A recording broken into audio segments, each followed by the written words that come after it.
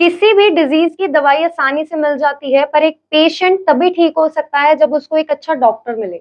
नमस्कार, मैं हूं आराध्या और आप देख रहे हैं प्रकाश टीवी।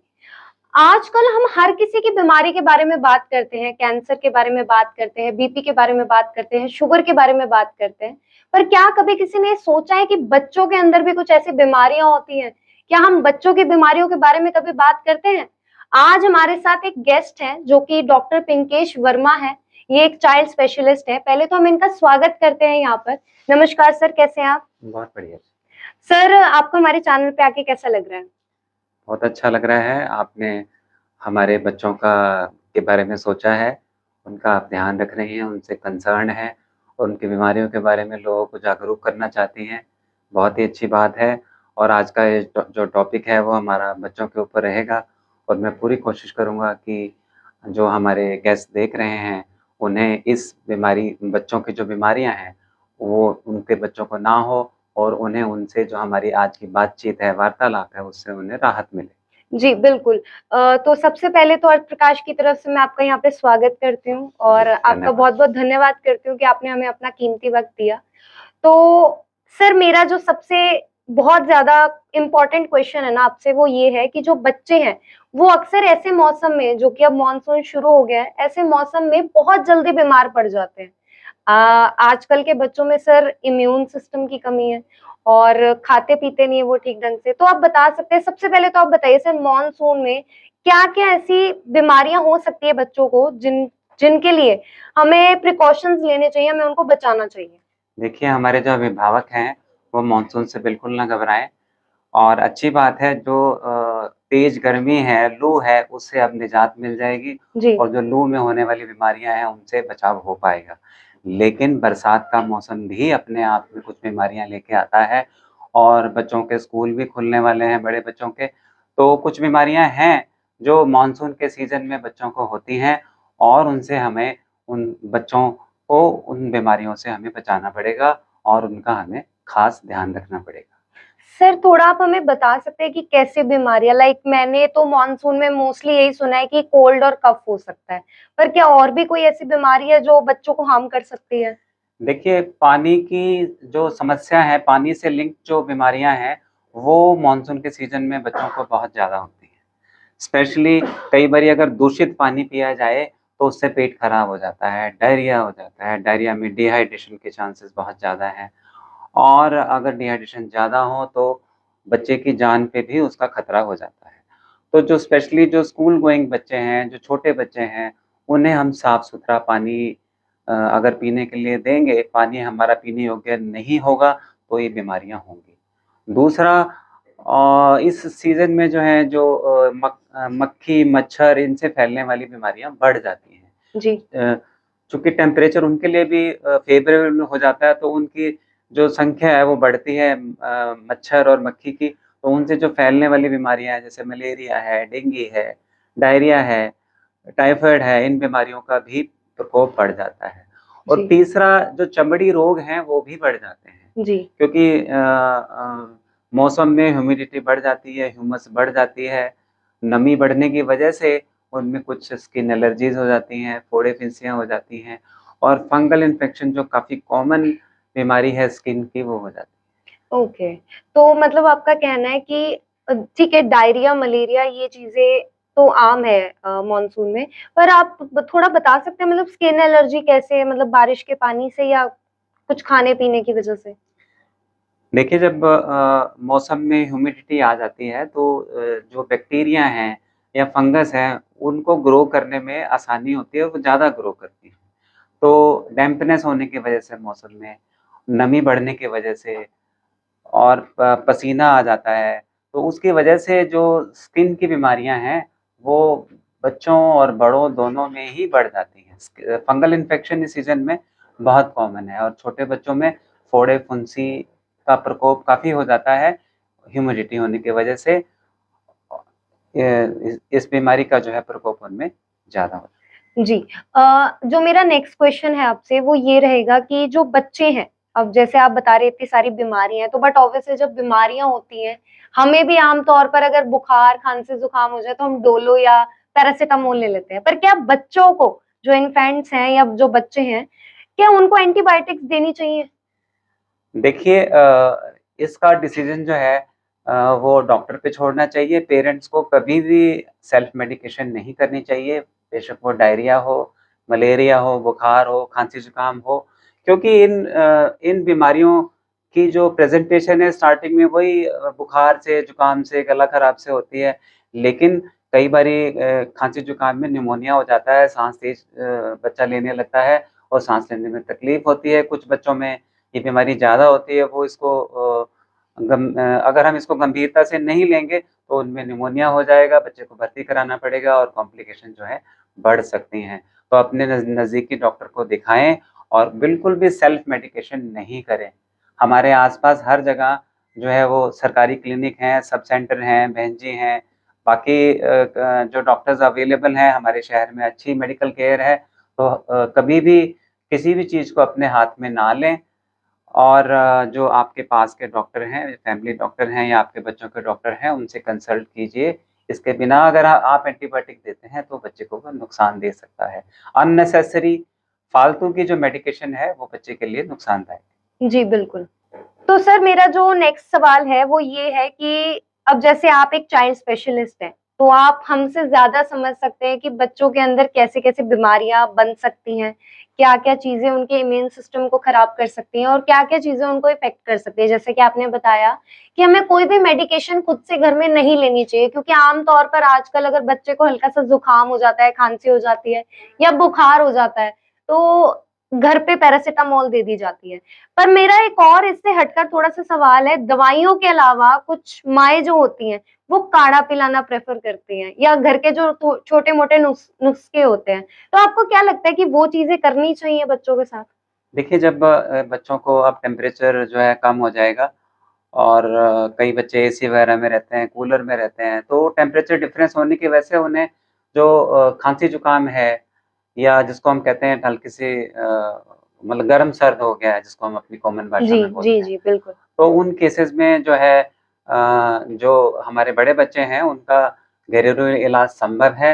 उसमें कोसा-कोसा पानी दें, चाय में तुलसी अदरक डाल के दें, सब्जियों का सूप दें, ऐसी चीज़ें दी जा सकती हैं और पूरी दुनिया भर में अगर बुखार हो, तो पैरासिटामोल का इस्तेमाल किया जाता है और प्रॉपर डोज़ में अगर पैरासिटामोल दी जाए, तो बच्चे में कोई नुकसान नहीं है।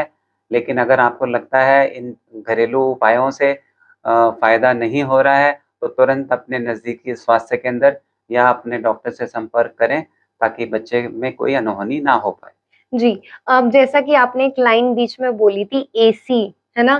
तो आजकल तो sir I guess school, colleges और हर जगह एसी है ही, घरों में भी एसी है। तो आपको क्या लगता है कहीं न कहीं एसी भी एक रीज़न है इम्यून सिस्टम को खत्म करने के लिए?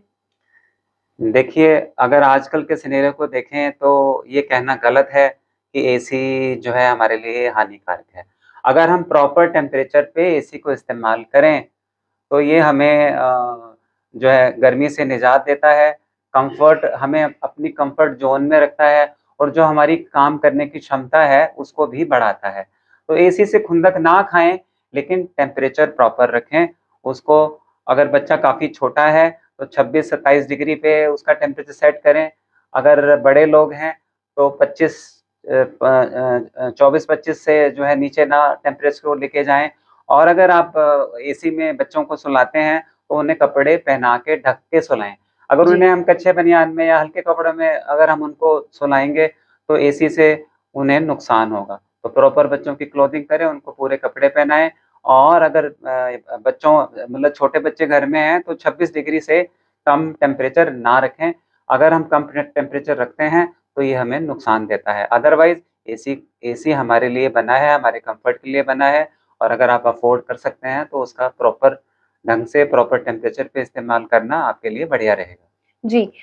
सर आप हमारी ऑडियंस जो हमें देख रही है या कोई भी हमें सुन रहा है अभी इस वक़्त, क्या उनको बता सकते हैं कि बच्चों को इस मोमेंट पे ऐसी क्या-क्या चीज़ें देनी चाहिए खाने के लिए, जिससे उनकी हेल्थ भी बनी रहे, उनको वो चीज़ें अच्छी भी लगें? क्योंकि आई गेस बच्चों को आजकल घिया, टिंडे, तोरी नहीं पसंद होती, है ना? बट कहा जाता है डॉक्टर्स ये कहते हैं कि ग्रीन वेजिटेबल्स बच्चों के लिए बहुत ज़्यादा अच्छी होती हैं। तो आप थोड़ा टिप्स बताइए हमारी ऑडियंस को कि हमें उनको क्या मतलब किस तरह के जूस देने चाहिए, कितनी मात्रा में दूध देना चाहिए या क्या खाने-पीने के लिए देना चाहिए कि उनका इम्यून सिस्टम भी बना रहे, उनका टेस्ट भी बना रहे और उनकी डाइट भी एकदम बैलेंस्ड रहे? देखिए, जो हमारे पुराने घरों में जो हमें माँ-बाप खिलाते थे, दादा-दादी वाले जो नुस्खे हैं, वो बहुत बढ़िया हैं।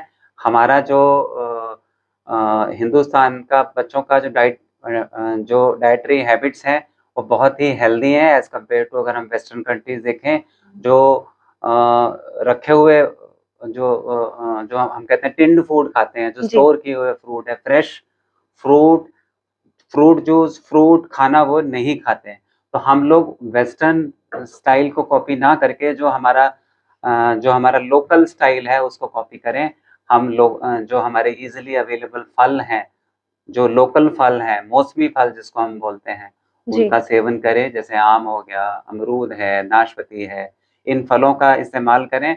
घर पे निकाल के जूस नहीं, बंद डिब्बे का जूस या बाहर का जूस बच्चे को नुकसान पहुँचा सकता है। उसमें इन्फेक्शन के चांसेस जो हैं मानसून सीज़न में बहुत ज़्यादा होते हैं। मानसून के सीज़न में पानी से फैलने वाली बीमारियाँ ही बच्चों को आघात पहुँचाती हैं और जानलेवा साबित हो जाती हैं।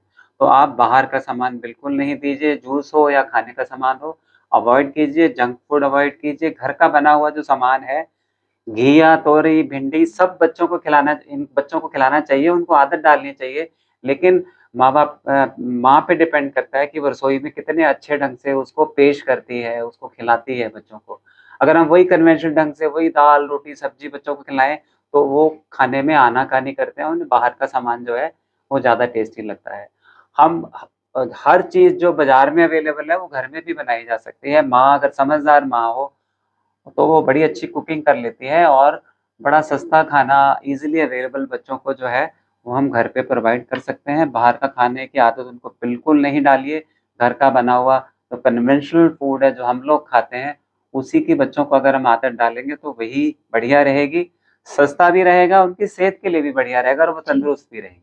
जी, जी। जी।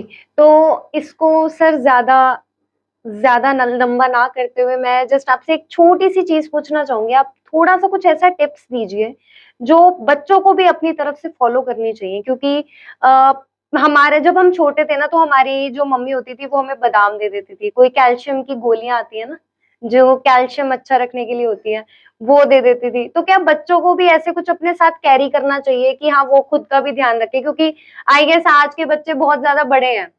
बच्चों के अंदर बहुत ज़्यादा समझ है, तो उनको खुद भी अपना थोड़ा बहुत ध्यान रखना चाहिए, तो थोड़ी-सी टिप्स बच्चों के लिए भी होनी चाहिए। देखिए, जो स्कूल गोइंग बच्चे हैं, उनके लिए टिप्स ये है, सबसे पहली बात पानी अपना पीने वाला साथ लेके जाएँ, जी, साफ-सुथरा पानी लेके जाएँ, एडिक्वेट मात्रा में लेके जाएँ।